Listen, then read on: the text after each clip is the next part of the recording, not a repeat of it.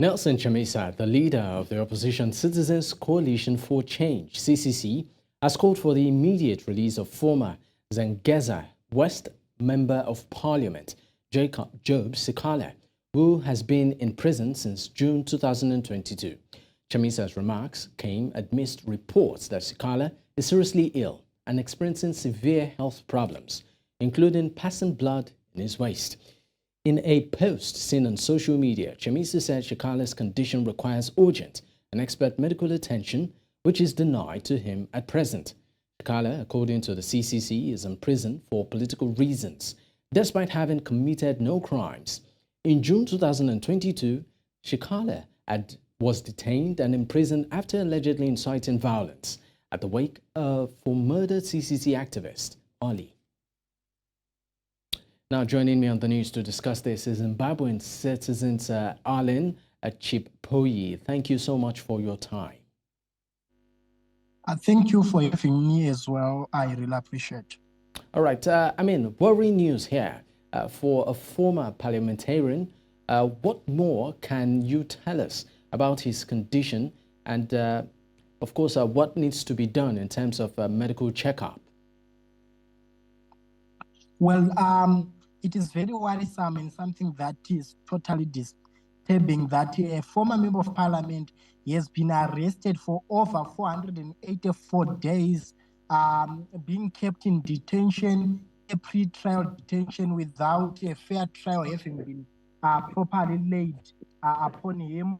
You know, it is something that is very shocking that someone can be arrested and spend such a number of years for a crime that would have been probably, should he be convicted, he will be probably fined. So it's something that is very worrisome that, the political matrix, the political arena in Zimbabwe is such that the opposition activists, opposition members are now being led to suffer. And it is very sad that yesterday we received very worrisome news to the effect that Honorable Sikhala is suffering from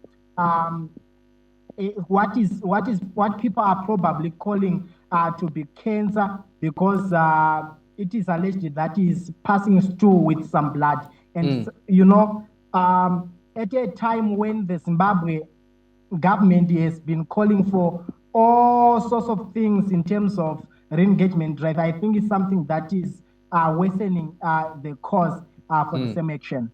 All right, now for the benefits of viewers watching, can you just give us an idea of what the present condition and also living condition there looks like for someone who has been denied bail for that long? Well, the condition at Chikurubi Maximum Prison, in a cell that should be accommodating 5 people, you'd probably realize that there are more than 40 people that are staying there. So that on its own is a clear indication as to why Honorable Job Sikhala is currently facing the tragedy that he is facing. Now, let's talk about Nelson Chamisa's call for his release. Do you think this might be of any help? And of course, how is the government actually taking this?